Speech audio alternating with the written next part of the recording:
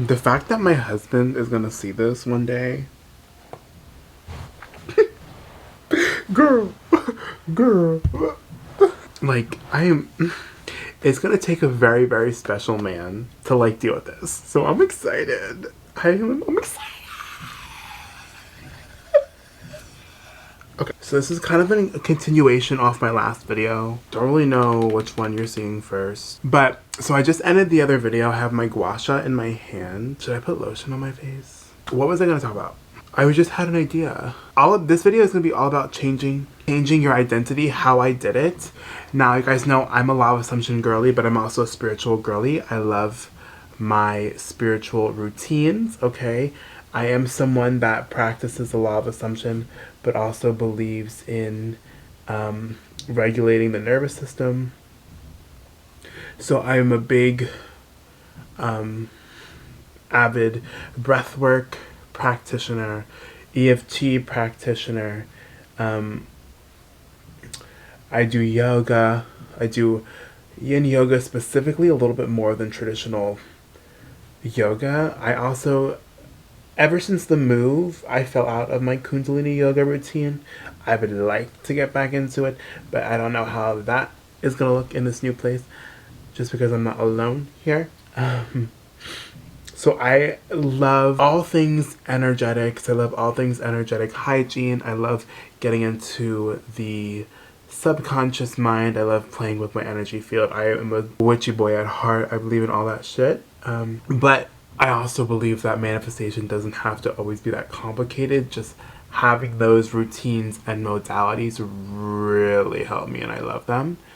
And I'm going to be discussing how I shifted my identity to someone that now knows they're meant to be famous, seen by millions, and that is hot, sexy, rich, healthy, and wealthy, and magnetic, period. And you have to also remember that I have a very, very long history with hating my body, being ostracized by the gay community because I was fat. Gay people have literally told me I was ugly, so yeah. So to put it into some perspective, the earliest I remember ever hating myself was probably like 3rd grade specifically, so I have a long history, a long path, a long journey with learning how to love myself and change my identity. And I know probably I should use revision and not talk about my past like that, but I like to keep it real over here. I don't believe talking about my past is going to send me backwards. It's like a part of me, technically. Period. So, how I changed my identity, a big part of it was honestly just my foot to sleep. A big part of it, honestly, was robotic affirming. Robotic affirming and like inner conversations basically, and rampaging, honestly. Like, that's just my go-to whenever I got into a spiral about how ugly I looked, or I feel like my weight loss journey isn't working and what the fuck ever. My go-to was always rampaging, either out loud or in my mind, inner conversations, and robotic affirming, which to me is the same thing as like rampaging. The way I robotic affirm isn't like one affirmation. It's just like whatever the fuck I want to do basically in my head, whatever I want to tell myself. So a lot of rampaging, a lot of robotic affirming, and I do work with hypnosis. I personally use Whitney Yulin's hypnosis every fucking day. Whitney Yuland, you can find her on Spotify, YouTube, TikTok, Instagram. All you gotta do, especially on TikTok, is just search up Celebrity Energy and you will find her account. Yeah, so I personally bought her hypnosis and it really has helped me a lot. But you can find free hypnosises for worthiness, for confidence over on YouTube. You don't necessarily have to go out and buy someone's. Also, I pair that with guided meditations in general. I don't have a specific guided meditation I do every day. It just kind of goes on whatever I feel like I intuitively need that day. So sometimes it will just be a quick little visualization. Sometimes it's a longer inner child healing. Again, I find all my guided meditations for free on a YouTube, right? I do love meditating. Like I said, I believe in the law of assumption. I believe that manifestation gets to be simple, but I love the routines. I love the rituals of all the things that I'm going to be talking about here. And I also do daily EFT tappings at least once a day. I say at least once a day because I try to squeeze it in my morning, or I'll come back to it a little bit more than once a day, kind of depending on whatever I need, if I was triggered that day or if I'm struggling with something that day, but at least once a day.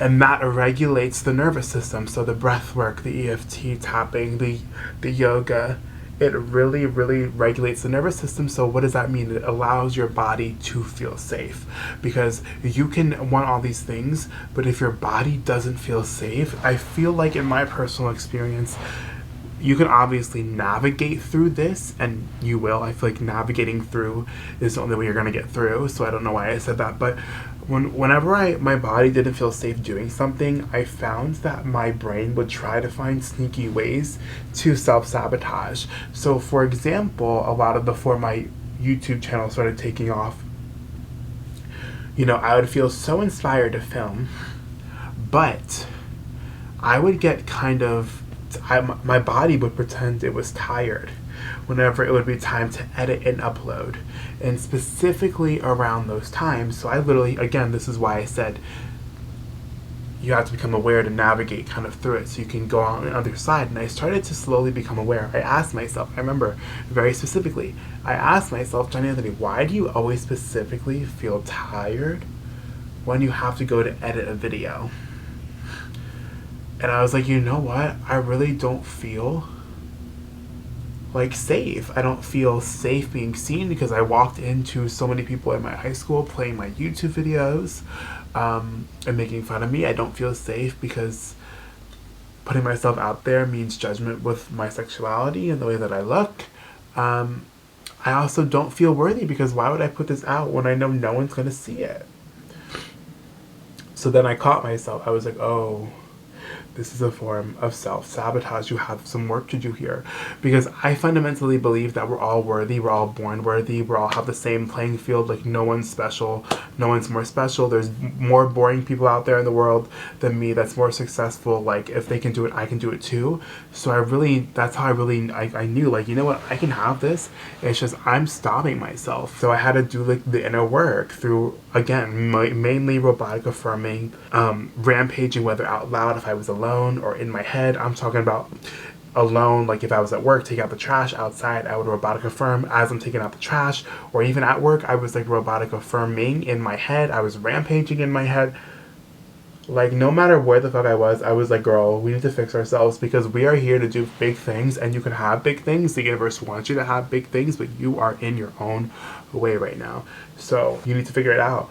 So I just did it through persistence, and it took me a little while longer, I believe, because I have a very, very deep-rooted past, deep-rooted past for like my whole life of trauma, unsafetyness, feeling unworthy, hating my body, eating disorders, both ends of the spectrum, over-exercising. So I had a lot to kind of uproot. So don't ever compare myself to you. Like, it doesn't have to be that traumatic for you. Actually, affirming gets to be easy for you. Healing is always easy, sexy, and fun. But yeah, it was really through also discipline. The discipline, like, I came to a point where it was like, you know what, like, I don't care if I get a negative thought. I'm telling myself that any negative thought that I have isn't fucking real. So whenever I get a negative thought, I'm not going to pay it attention. I'm not going to harbor on it. I'm not going to give it more energy. Just simply going to continue on with my robotic affirming. Like, I'm literally hot as fuck. I'm skinny. I have abs. I don't like the word skinny. I don't know why I use it. I'm toned and muscular and built. I actually don't like the word skinny. It feels weird. Like, skinny, like, ugh, it just doesn't feel right. So yeah, and I found, like, through overtime, through, again, staying on top of the routines that help my nervous system and my manifestation, robotic affirming routines, it really helped. Like, and I'm like your manifestation GBF, Big Brother vibe. So I don't ever want, like, what I'm about to say, I don't want it to scare you. I don't want it to stress you out. But I have come to a point where it's like, I'm so disciplined with my thoughts. I'm not saying like a negative thought doesn't slip in. When it does, I just don't even harbor on it. It's not real. That came out of nowhere. That's not my programming. That's someone old, like my mom or exes or whatever. That's not mine. I don't know. So I just simply ignore it. But I've come to a point where I am so disciplined with my thoughts that like I find it so easy to just stay on top of the story. So you will eventually get there where the new story becomes habitual, and that's when you change your identity. Like, nope, this is who I am. Hopefully that helped you. Hopefully that little manifestation video helped you. I love you guys so much. As always, don't forget to check out my healing masterclass down below. Follow me on all my other socials for more unhinged content from me. Let me know down below what you guys want me to talk about in the next video. But I love you guys so much. Stay iconic and keep manifesting your big dreams.